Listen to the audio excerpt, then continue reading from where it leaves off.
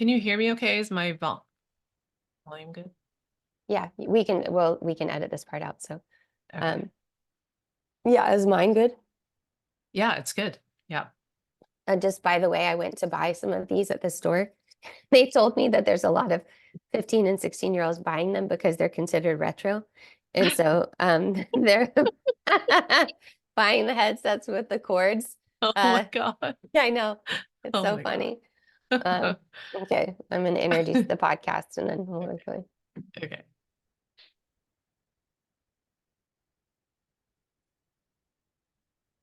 Welcome to the Sex.Birth.Trauma podcast, where we talk about sex, birth, and relationships, womanhood, intimacy, and power.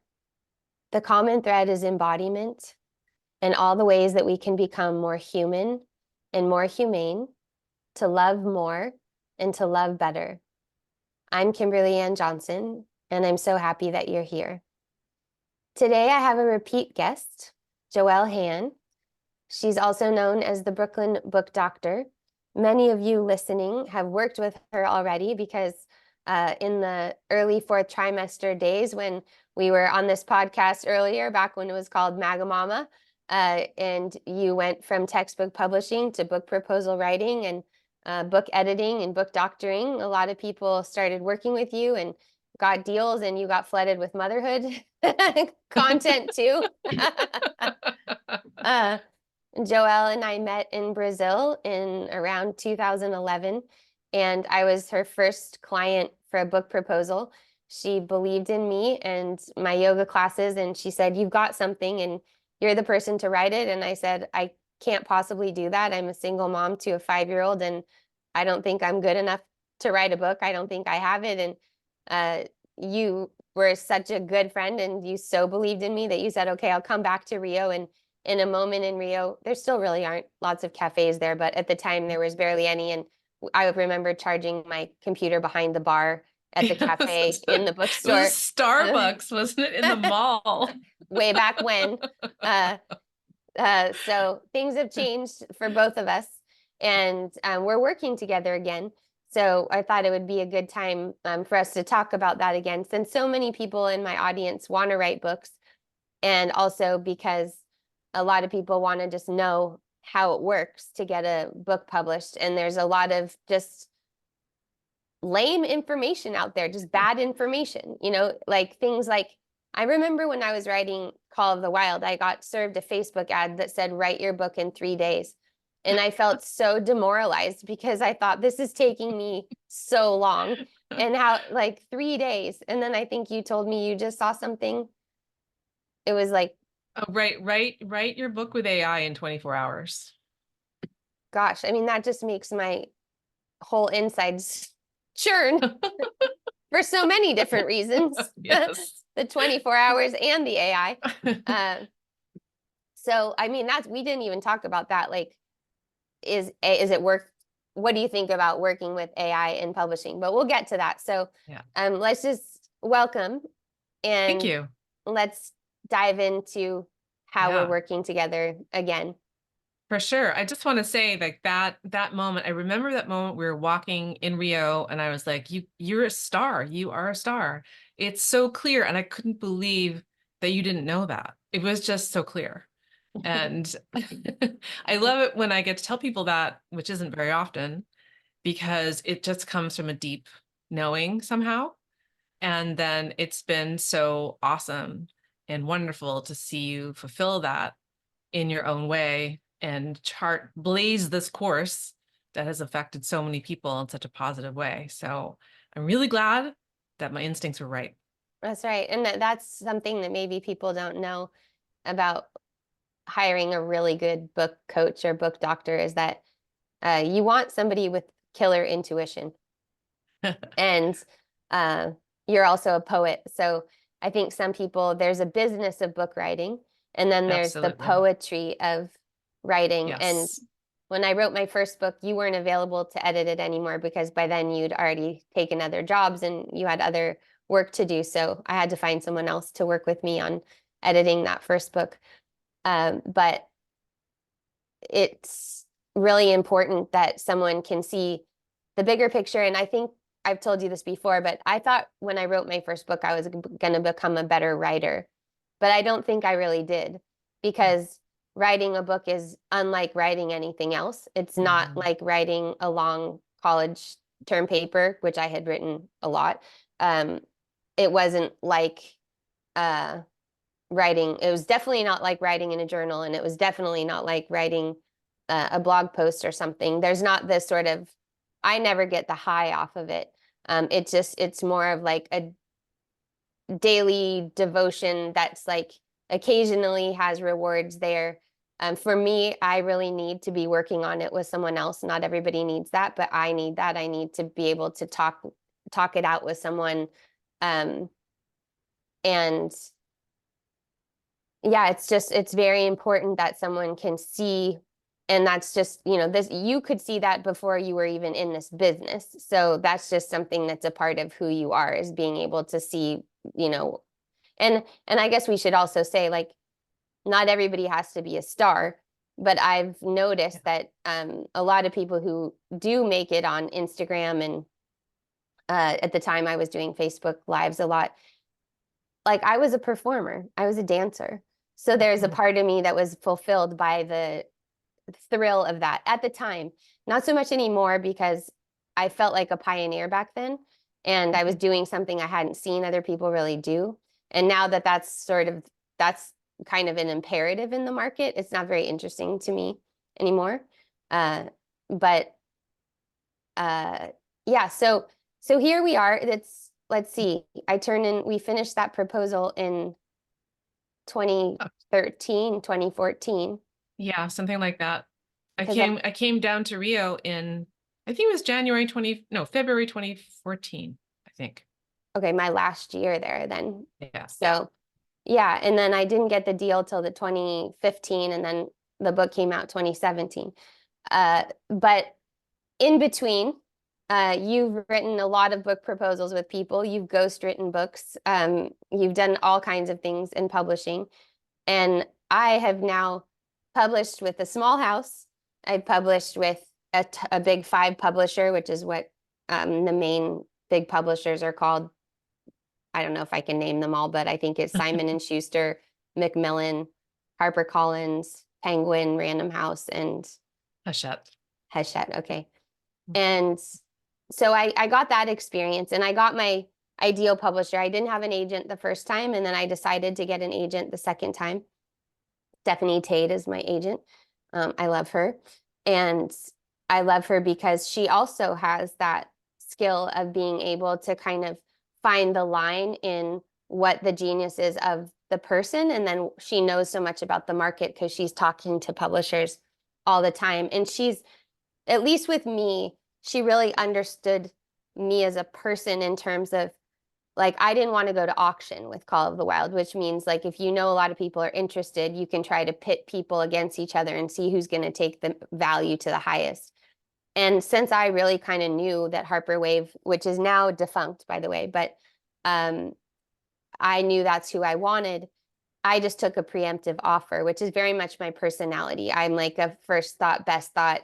That's what I asked for. Don't get greedy.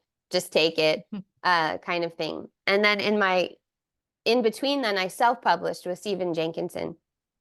And I'd say it was a pretty non-traditional self-publishing, because we actually, Natalie, Stephen's wife, drives to the printer in Canada and picks up the books and goes and gets them, where a lot of people are printing on demand at Amazon. Yeah. There's a lot of different ways to self-publish. I loved self-publishing that book because, first of all, it looks great. And I think that's one reason why self-publishing gets a bad rap, is because a lot of the books, you can just tell they're self-published. The design's not as good. And there's just something that kind of decreases your credibility a lot when you take a book and you can see that it's self-published. But it's also very different to self-publish after I'd already written 2 books that had gotten picked up. And same with Stephen, he has 2 books at North Atlantic. And he had already self-published 1, and we had a big enough audience and we had people that were helping us do the shipping. Because the distribution part of self-publishing is a thing, unless you go on Amazon printing on demand. So far, we've tried to avoid the big A. But we might, given both of our decisions to change our paces a little bit right now and take into consideration more that's happening on the health front, we might end up at Amazon in a new project because it's just the most efficient and it drains the people around us the least. And then I just signed another deal with Sounds True, who Jamie Schwab and Sarah Stanton. So Jamie's been keeping in touch with me really since the 4th trimester, every once in a while, and not in a gross way of like trying to, you know, lure me from another house, just in a respectful way of like, I really love the work you're doing and I love what you're doing in the world. And I did an audio program with Sounds True called Reclaiming the Feminine, which is a bit like a book deal, but just not how you put it out. The distribution is different because people aren't going to Frankfurt to the book fairs to sell it for international rights. And so the sales part of that is different. So it's a little bit harder to launch an audio program compared to a book as well. But I loved that process so much. It's the favorite thing that I've done of it all because I just really got to teach, and Sounds True is a teaching house. And so I didn't have to have a script. I just got to go in there and have a dialogue and make something out of it that I think is actually really beautiful. So I signed with them, and I kind of hope that's my forever house. I think also I'm just, I'm a 6 on the Enneagram. I'm a loyal person, and I just like to do what works. I could have gone out with that proposal and probably got much higher numbers, but I really like the feeling that it's probable that I'll pay off my advance, and it's probable that I'll have royalties. That's how I look at it. Whereas with Call of the Wild, when you get a big 5 house, I got a very big advance with that. It's not paid out yet. And I think that part of that is that they are playing roulette. So they know that 1 or 2 things a year are going to hit really big. In my case, Nicole LePaire's book came out within a week of mine, and hers went straight to the New York Times bestseller week 1. She has 3 million followers on Instagram, and she really knows how to mobilize her audience. So all the PR attention goes in that direction because it's, what's already hitting hits harder. So I also like, in terms of how you look at finances, I think of it as like diversifying my assets. So I like having things at different houses because it's not like I think any of them are, well, Wave got absorbed into HarperCollins, but didn't shut down. But it makes me feel like, okay, well, I've got a little bit of myself in each place. And to me, that feels good. Well, like the renegade you are, you have things going on in different ways in different places. And that's pretty exciting. Maybe actually an amazing profile of an author, of trying different things, of having different ambitions at different times and going for it and making it happen. I just want to underscore what you said about Sounds True and Jamie Schwab, just like an amazing publisher. She's the publisher, or a publisher, and the publisher itself, Sounds True. They are so ethical. They're so committed to their values. And it's something that I, as an editorial person, super appreciate. And I think the people who end up signing with them, if they are doing their research, understand that they're getting a really ethical home for their projects. Not that everything goes smoothly all the time, but I just think they're wonderfully on brand with their publishing efforts. So I'm psyched that your next book is with them, and the way that you just explained how you made the decision to be with them and not take that book wider, it totally matches their ethos too. And that's such an important thing when you're being an author. Yeah, and it's very human there, so it's, to me, because sometimes what happens, and I love Beth Frankel, my editor at Shambhala, like I really love her as both an editor and a human being, and she also has kept in touch with me as a person, and I've made it a point to try to meet people in person when I can. I haven't met Jamie or Sarah yet in person, but I hope to go to Boulder to do so. But I think they're also taking on a number of projects that's doable because I mean, you can talk about what's happening in publishing in a way that I probably don't even know, but I know that part of why Harper Wave was absorbed is because there's just a lot of changes of which editors work at which houses and when, and where publishers go. It's actually why I chose Harper Wave, because they had been the same team for 10 years, the same 5 main people, but during COVID, the salesperson moved on, and then it just kind of went that way. And I love Karen Rinaldi, the person who started with the imprint. So I have a lot of respect. I'm not dragging any of the publishing houses I've worked with. Actually, I've had really great experiences with each of the editors in different ways. And, you know, Sounds True has a lot of people that have been there for a really long time, and Jamie is one of them. Yeah. And just like any business, it really speaks highly of them when people continue working there, and Yeah. it's a place that they like working. And you know, it's kind of famous. I have a lot of friends who've gotten a book deal, and then their editor leaves, and then their project stays That's at the right. house, but they have a different editor, so the person who really believed in the project isn't there anymore, and then their Yeah. book is in limbo land. Yeah. So Totally. it's something to consider.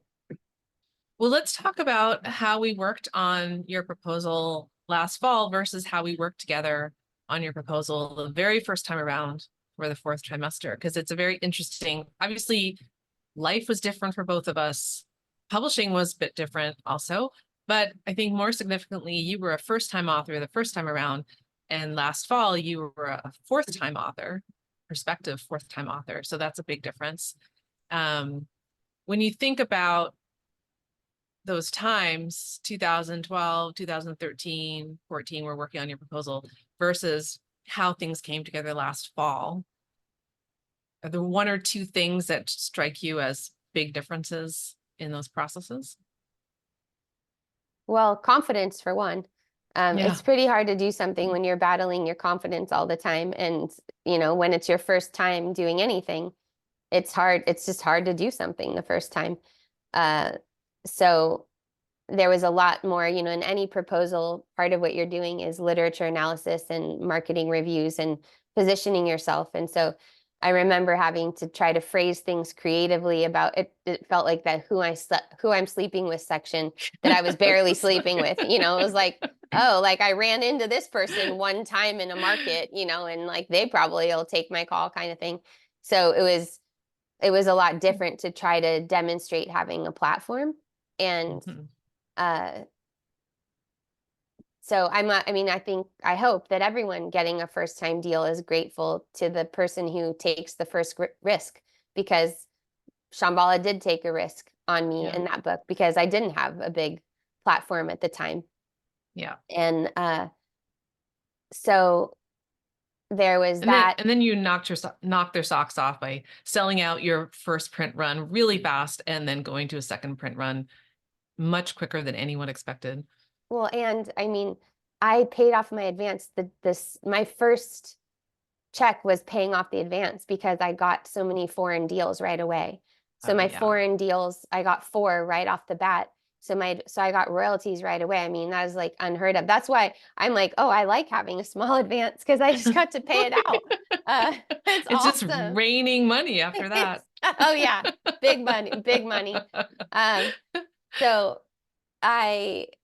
But now it feels like free money, right? So I mean, I'm not spitting on it at all, because also that book still keeps giving, and it's called a backlisted book. So I don't know how long it takes for a book to become backlisted, maybe a year or 2. Not very long. Okay. So it's a backlisted book, and it's their best-selling backlisted book. Yeah, that's amazing. That's contemporary, not like Natalie Goldberg writing Down the Bones is probably at least that much. But as far as something that was written recently, it's their best bestseller. So that's so exciting for me, but it's also so exciting for the world that like people care about the 4th trimester, and that's changed a lot how a lot of people have had babies and had second babies and changed their families. So this time, well, first of all, you and I, somewhere around 2018, you were like, what about a sex book together? And so we started just throwing ideas around, and we had an email thread, and it got put in a folder somewhere, and then each of us went and did different things. And so then when it started coming back around, I had done this reclaiming the feminine audio, but it's like, I'm not really someone who likes repeating things that much, and adapting transcripts sounds easier than it is. I thought, I think I know what I'm constellating around, but I don't know exactly how it's going to go. And I just came back to you because I love working with you. And I just was like, are you up for doing this? And are you at least up for doing a proposal? And I wasn't sure how elaborate the proposal was going to need to be, because it was originally considered an extension of the Reclaiming the Feminine audio series, Embodied Sexuality as Spiritual Practice. And so I think we did it in about a month, and or 5 weeks or something, where Yeah, we met something like that. weekly and kind of drilled down the structure. But I didn't have to write extensive sample chapters like I did before. And I didn't have to write as extensive. The earlier proposals were 60 to 80 pages. And this was, I think, 20 pages or something. So I guess that's the perks Yeah. of having a good track record.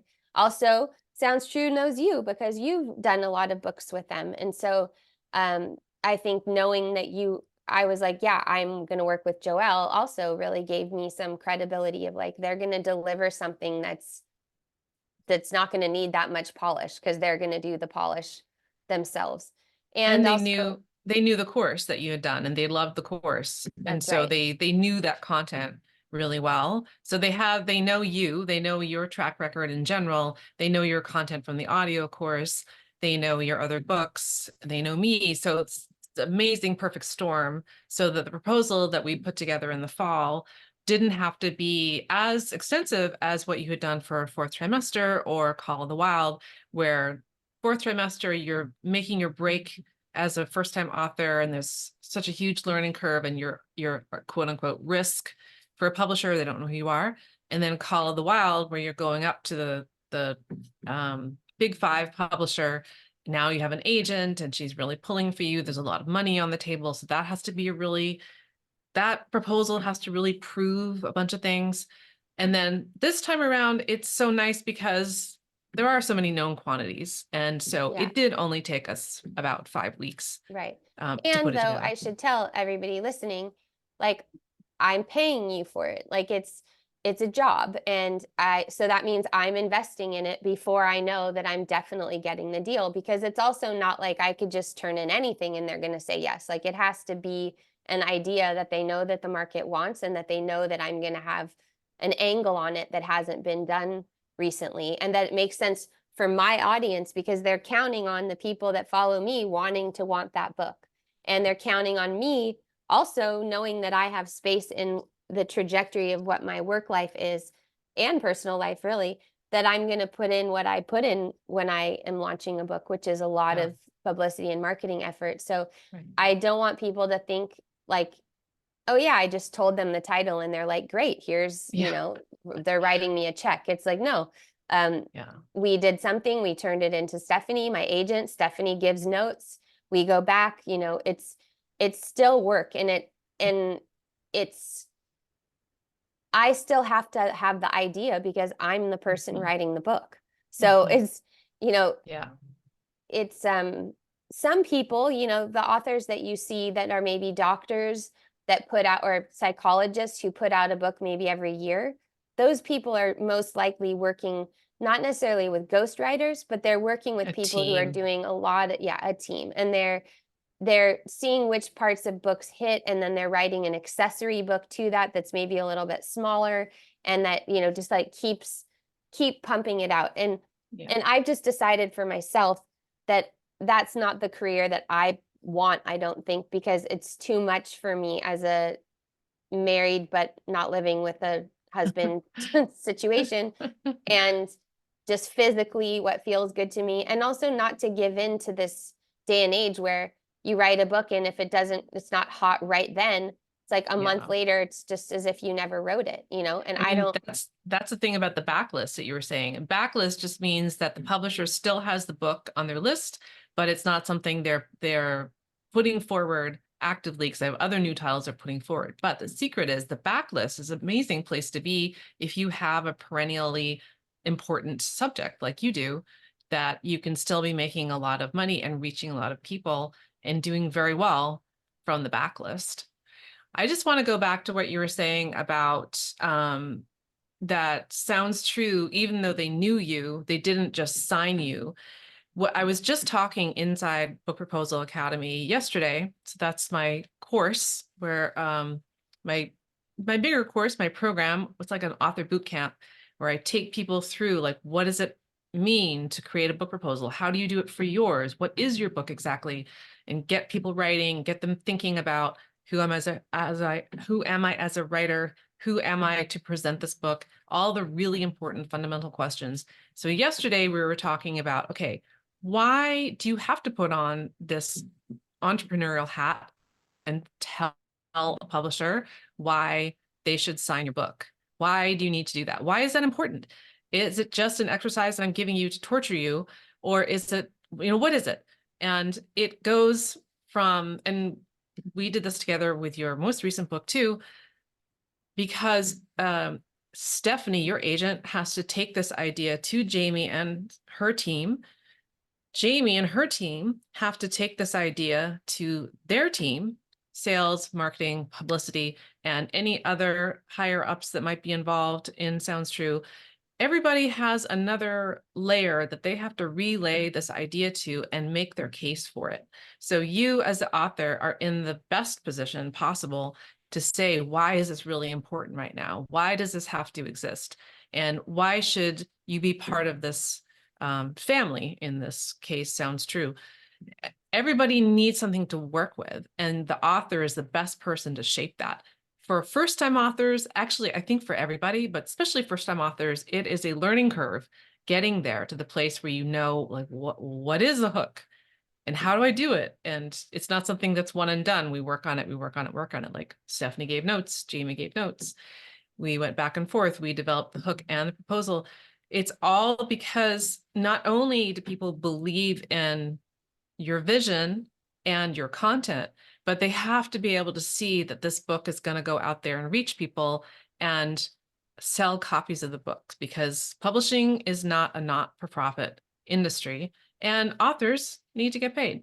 So that's that's a really important point that you brought up that I wanted to just expand on. That why do we need to make the case? Why don't they just sign you because they know you and love you?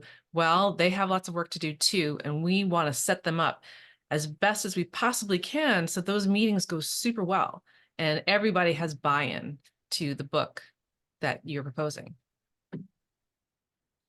Definitely. And I think, everybody's got in their head certain ideas about what it means to be an author or a writer. For me, what comes to mind is Joan Didion. And so, you read Didion and you think about, she's in one desk and then there's her husband, John Donne, writing at his desk. And, they're like, they've got their cocktail and their cigarette and then they're laying on their chaise talking about their writing later. And, and then she's getting Serial magazine deals and people just want Didion. So they probably don't need to know what she's writing, right? But those aren't what most people's writing life looks like, because most people aren't just, and not I'm saying just writing, but most people don't make their living from writing books. They make their living doing something else, and then writing. It's like the difference between being an author and a writer. And so and also that view is also from 50, 60 years ago, when publishing did work that way. There was a lot more money going around. Editors were taking a lot more risks. People put out crazy books. If you go back that time, they were just like, let's see who's out there. And now editors and agents still, of course, do want to nurture writers. They're looking for new voices, but they're not so eager to take blind risks. Not that Joan Didion was a blind risk. I mean, she's a luminary, but she could, and her husband could, just float around ideas, and after a while they had currency immediately. Yeah. But these days and they were journalists, right? So right. A lot of the people listening to this, their background is not, maybe some people it's journalism, but a lot of people have other backgrounds. But now it just so many people want to write their memoir, and it's such a dream for so many people to write a book. It's just important to know that we all have, I have them too. I have these like little internal writer's fantasies that I then realize that I have, Yeah. and I'm like, that doesn't even work for me. Like if I was put in a cabin by myself on a river, No. I'd be so sad by like day I 5. know. Like I'd need somebody to go for a walk with, and like, like it's that sound like James Nestor went to a cabin and did that. And I talked to him about that on the podcast. We laughed about it because it's like there's just these little things that stick These with ideas you. we have. Yeah. Yeah. So what else would you say is like from the last time we talked on this podcast 2 or 3 years ago, what's different in book publishing? How's the market different? Well, COVID, of course, affected it like it affected every other industry. Uh, there were only ever a couple of big printing companies, like really where the books get printed, and 2 of them shut down. So there's only one. That has created a whole kind of backlog in reprints and new books. And if a big book comes out, it can really eclipse a lot of other books. There's that kind of thing happening. There's also other interesting things, which are not surprising, but you might not know them, like Book Talk. The TikTok channel Book Talk is incredibly powerful, a powerful engine for making authors. And mostly it's fiction or speculative fiction or this new genre called romantasy that Book Talk is really powering. But that's been a phenomenon recently, and showing the power of readers to really make bestsellers uh, from social media, but specifically from Book Talk. There's also, interestingly, new imprints getting set up that are more following a hybrid model. So hybrid is where there's some support for authors, but it's not the same as traditional publishing, and the fee structure is very different. And hybrid can really not work for people if you don't have much of a following or you're not going to do any marketing at all. It can just be throwing money at it. But recently, some publishers have started where they're working with authors who already have huge followings and names like James Clear of Atomic Habits.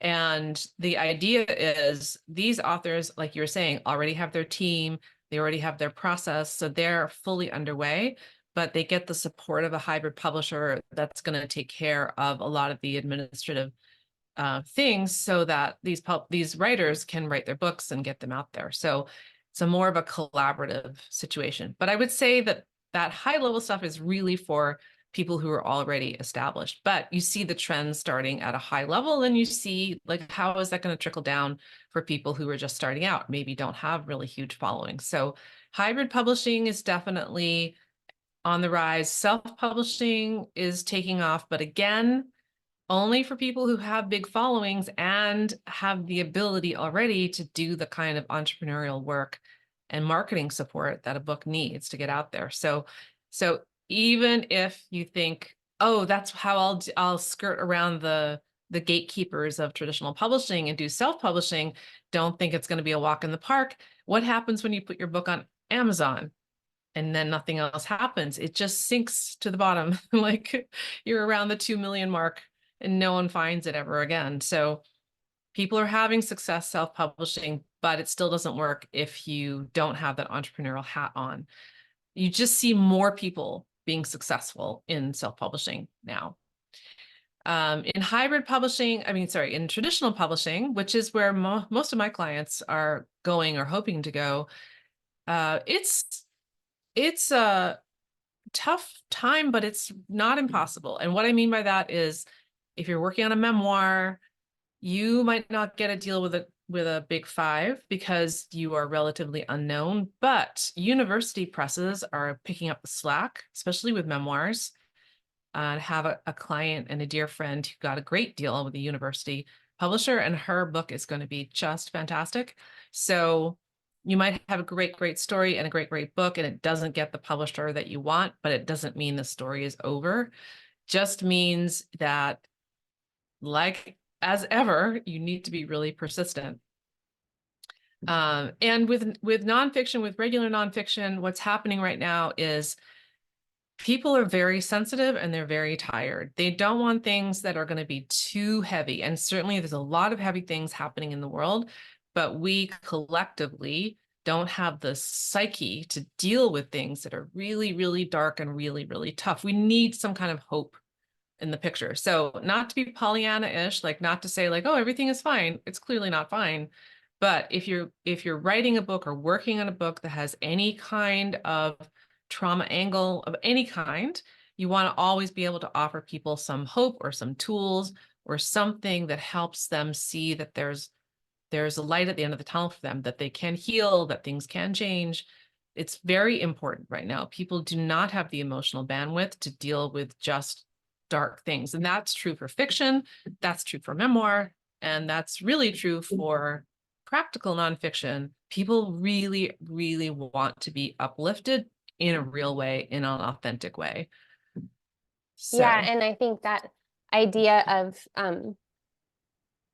a magnum opus, right? Because if you're writing your first book, there's this feeling like this is my one chance, like this is my one chance to right. get it right, because you don't know if you're going to get another one. And I mean, in my case, it was like it seemed like such a haul to write one. It's like, what could I possibly have to say for another? Like, then you write a book and you realize, wow, I do have other things to say, especially if you're a Right. teacher, I mean, but I think that the book length, even Stephen Jenkinson, who I've been working with, Die Wise and Come of Age are like hefty books. Like I don't know how many pages they are, but I think they're about 400 each. They're thick.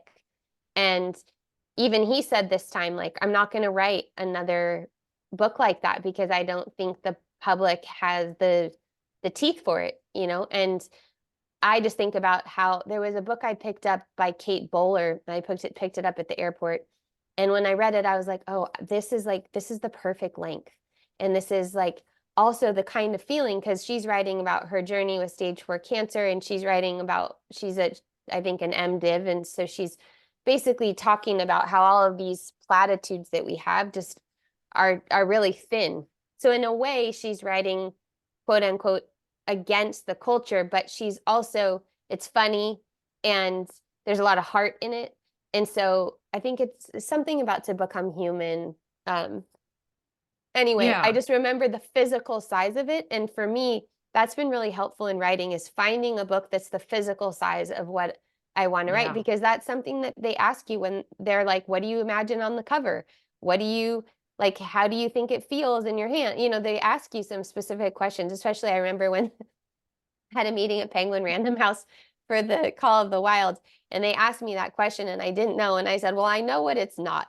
I know it's not me on the cover in like a jazz unitard that's either leopard print, and I hope there will be no like vellum leopard print over it, so I could say what it wasn't, but I couldn't say what it was." Um, is there Yeah, I any? think these days, like shorter, easy to digest, easy to take in, maybe like you're saying, something you could read in a short amount of time, like for the duration of a flight or an evening or two, that gives people a sense of satisfaction and something to really think about. Kate Bowler is definitely talking about serious things that are on all of our minds, and yet we're not in this for 500 pages. Yeah. Is there anything else that you think that um we haven't covered that like really stands out? I mean, I don't know that much about the book market right now, other than what I'm not online as much as I have been, but just I talk with other authors sometimes and talk with Stephanie occasionally. But is there anything else that's a standout for you, or surprises of Well, like people who've gotten deals on subjects that you wouldn't imagine? Or I mean, I know that literary agents are getting kind of burnt out. Like there's such a slowdown from COVID. Things Mm, are taking longer to get through to editors. Editors have much bigger piles on their desk, and agents who make their living on commission are having to wait a lot longer and do a lot more work with clients to get their books out there. So there's a lot of fatigue in the industry. That said, if you have something that you are so passionate about that you really need to talk about and tell people about, that you know is going to help people, or a super duper compelling story, especially if it's a personal story like a memoir that's going to help other people, then it is totally worth working on it, because everything is changing all the time. You don't know what's going to happen by the time you're ready to pitch. I think digging in and throwing your cards in with yourself and your own mission, you're going to learn so much about yourself, about your writing, about what it means to be an author. And from what I know from clients who have stuck with it and they've gotten their deals and their books are underway or coming out, there is nothing more satisfying than having that book come out and knowing that you went through that entire process. You learned so much, you did so much. For many people, it's a dream, fulfilling that dream. And as you know, that's just the beginning. But when you're the first time author, you got to start and keep going and persevere. And it's worth it. And also, like you said, it's hard to do it alone. So it's really helpful to have I'm going to say it's guidance. almost impossible to do alone. And you know, it is an investment to hire someone. It is. And my first book, when you weren't available to edit, I had to look around for editors, and I got quotes that were wildly different, from $4,000 to $12,000 at the time, and that was to take a completed first draft-ish and walk with me towards a final draft. But there's something that we all know that's like, we have a soul calling, and that thing won't leave you alone. And it keeps poking around. Sometimes you get sick. Sometimes, you know, you just have an overall sense of malaise. And sometimes that's because you're living where you're not supposed to be living. Sometimes it's a relationship that's not the right thing. And sometimes it's because there's something for you to tend to that you're not tending to.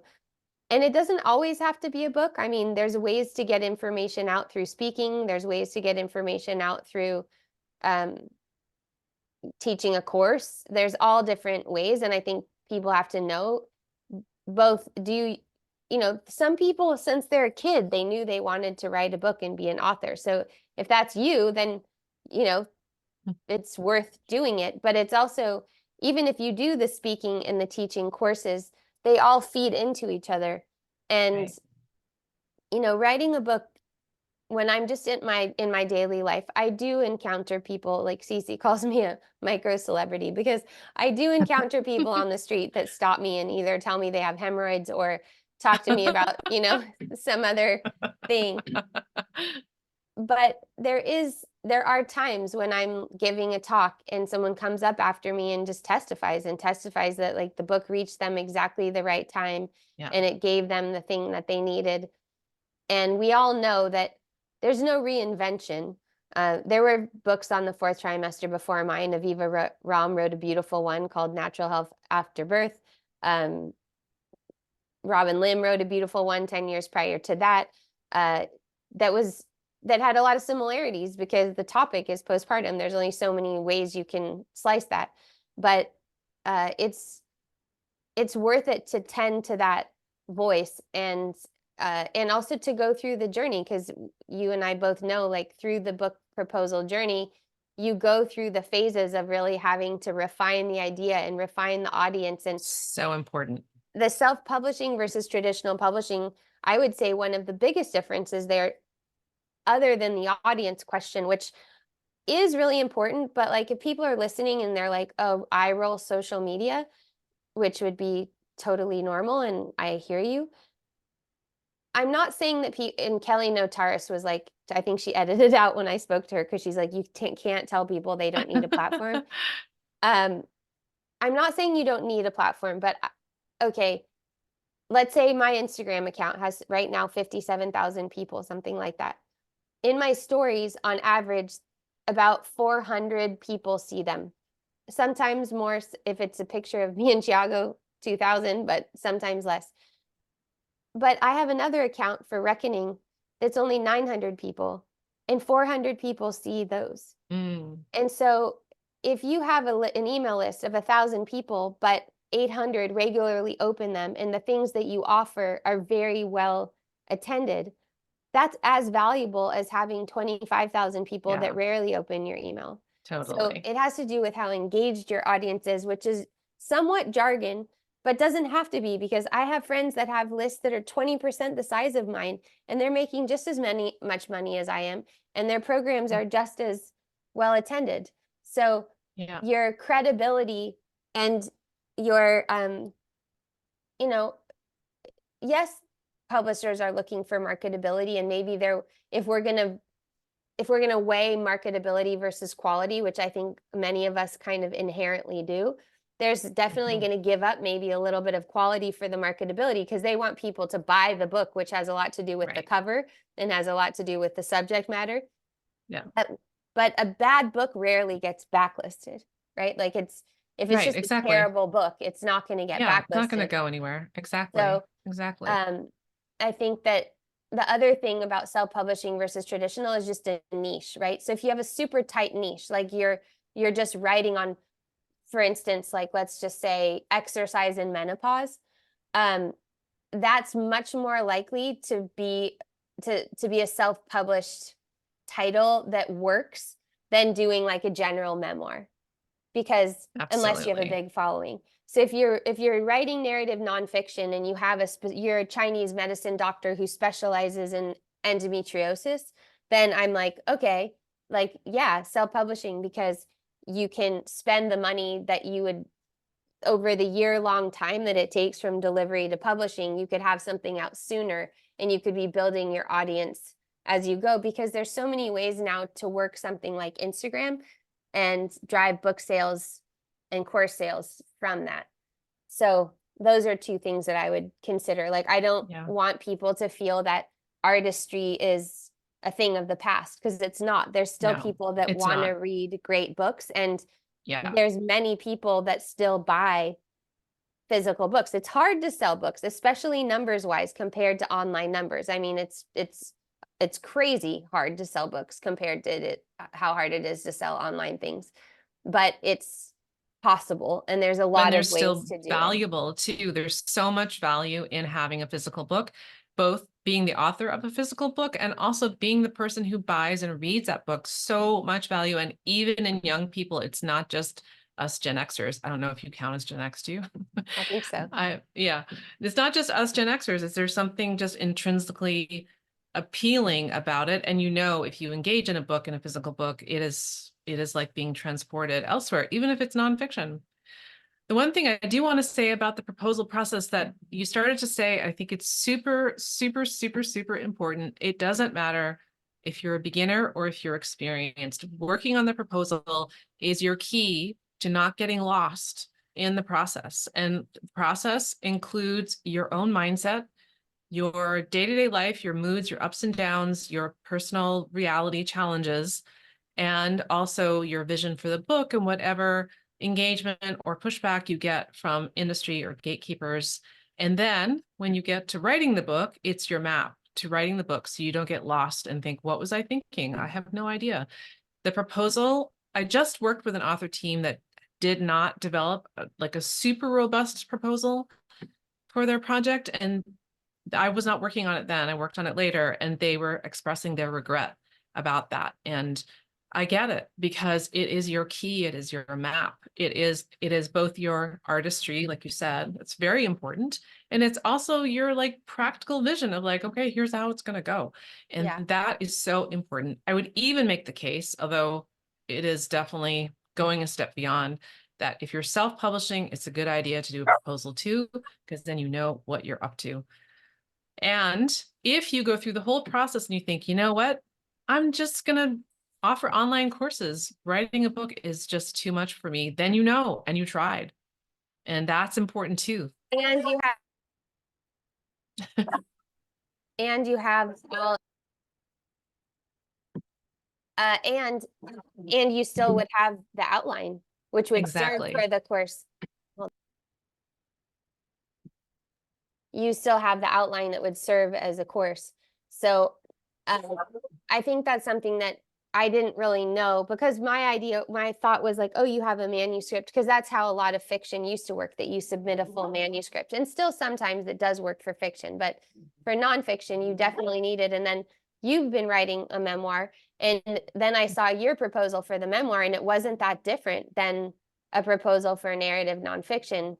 So no matter what someone's writing, the proposal, you're going to need it. And I think that's one of the hardest, I mean, it's known to be one of the hardest things about writing, is that when you put your pen down or close your computer, that the next day when you come back, that period of time that it takes you to get back into what you're doing is just I mean, it's just golden if you can get back to it in a short period of time rather than taking a long time. And what happens is if you don't have that outline and you're not referring to it, you end up overwriting or you end up rewriting things, or you can't remember which story you told in which chapter because there's so Exactly. many parts to keep together. And that's what I was referring to in terms of writing a book is like nothing else, because Yeah. following the threads through the chapters, each chapter has to have its own arc, and then each group of chapters, if your book is organized in parts, and there's just so many threads to keep track of. And if you're using a cornerstone story to frame up a whole chapter, uh it gets hard to keep track of that Yeah. much stuff. And It really does. there's so Yeah. many times when I've been like, oh, I'm just gonna follow the feeling because I'm in it and da da da, and then it's like, oh God, like I just wasted, like what am I doing? Because let's be practical. Like I don't have time to just be writing and writing and writing. Like writing a book means keeping the reader in mind and writing it in a way that it's most helpful for the reader, not the way that makes you feel most self-expressed. It's nice Right. when those overlap, but Mhm. you just like any good performance, you don't just do the performance that's the most fun for you to do. You do a performance that somehow connects to your audience in some way. Yeah. So uh, Yeah. That's some what people takes it think, beyond. oh, I don't want to dumb it down, but hopefully, like I never think that I'm doing that. I think my audience is always really intelligent, and then I write to that intelligence, but also simplicity that's hard won has a lot of depth to it. Yeah. Right. Like Leonard Cohen lyrics. Yes. A patron, that's Leonard is the patron saint of the Orphan Wisdom School. Also, you're Oh, Canadian, so it makes sense. good Um, connection. So your book proposal academy, do you want to just talk about just the Yeah. structure of it? And yeah. Yeah, for sure. So I'll just say that we're going to start on April 17th, which is about in a month. And it runs for 6 months, which for some people you might think, my God, I want it to be done in 1 month. But you probably gathered from what Kimberly and I have just been talking about that there's a lot to the process that is not obvious. And you need time. You need time to figure out your process. You need time to go through all the steps. And in Book Proposal Academy, which is my signature program, we have 5 phases to allow you time to go through all those steps and really do this author boot camp where you understand what it takes, not just in theory, but for yourself to go through the book writing and proposing process. So we start with your idea. We got to know that you're working on a book that's going to work. Then we do some fast writing, just loose and messy, just getting stuff down, getting all that excitement, giving it somewhere to go. Then we work on the proposal itself, the main body of the proposal, then revise it, and then work on the pitching and agent research plan. So by the time you finish the program, you not only have a proposal that is ready to go and has all the component parts, but you know who the agents are that you're pitching or the publishers you're pitching directly. You have written sample chapters. That means you know how your book works, which is so important, fundamental to your success and your sanity. So through that 6 months, we're going to do all those things. And everybody starts the program really excited. And then halfway, they think, my gosh, it's only 6 months and wonder how they're going to get through it. So it's 6 months. That takes us to October for this cohort. Early bird sign up is going to start on April 3rd. So there'll be some nice bonuses for that. And you can get on the wait list, or if you're hearing this podcast a little bit later, just apply directly to the program. And I will get back to you as soon as possible, usually within a couple of hours or 24 hours or so. And then we'll take it from there and see if it's a good fit. We'll talk, and hopefully you will join us. We have always a small cohort. That's what I like to work with, 10 people or fewer, so that I can really give you my attention. It's super well structured. The curriculum is excellent. And we have live sessions to talk and to write together as well. So it's just robust. It is real. It is no fluff. It's with me. I'm going to keep you updated on what's happening in the market. Lots of support. And also, I'm going to ask you the tough questions that you have to ask yourself as you're becoming an author. It's really And wonderful. People's lives have changed coming into BPA. they've gotten book deals. Yeah, book deals. Yeah, Yep, exactly. real ones. Yep. Do you want to, can you say any of the people who've gotten them? And Well, off the top of my head, I know that Eileen Rossetti's book is coming out with Sounds True, about infant loss and womb loss. We have Amanda Griffith's book is coming out about being the parent of a disabled child. It's really for the parents. And her success story is so, so exciting. She started her Instagram account while she was in BPA, and now she has hundreds of thousands of followers because her subject is so urgent and her coverage is so needed. Catherine Simone Gray got a memoir deal at a university press for her wonderful memoir. And I need to catch up with her to see what her pub date is, but that is going to be a killer book. And yeah, some in the pipeline now that I can't talk about, but they're coming. Great. Well, thanks for coming back on the podcast. Anyone who wants to get in touch with you can go to brooklynbookdoctor.com and check out the Academy, and also learn more about what you do, and probably see other books that you've worked on as in other capacities, either ghostwriting or ghost editing. And then, of course, everyone can stay tuned for the book that we're writing together for Sounds True. Yes. And yeah, if you're listening and you have a curiosity, or you have some, you do need space in your life to do this, right? You can't do everything and then just add on a book proposal. So it does require space, yeah, but people also find space. So if it's a burning passion for you, then you will find the space. that's right. All right. Well, thank you so much. Thank you. So nice to be here again. Bye.